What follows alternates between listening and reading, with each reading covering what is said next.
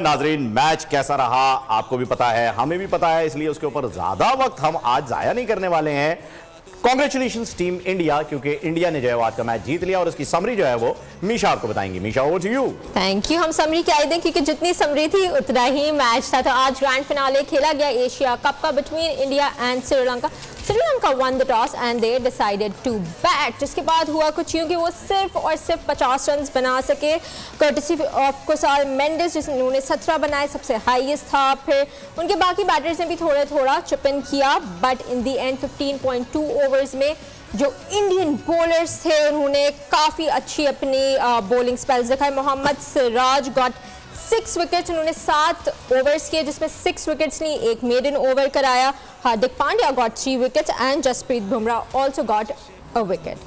दूसरी जानिब आ जाए तो उनके पास टारगेट ही कुछ नहीं था, 51 का टारगेट था। तो इंडिया के शुभमन गिल और ईशान किशन ने 27 और 23 रन्स बनाए और 51 रन्स के साथ एशिया कप की ट्रॉफी अपने नाम कर लिया और इसी के साथ अपने घर भी ले गए bye winning with 10 massive wickets.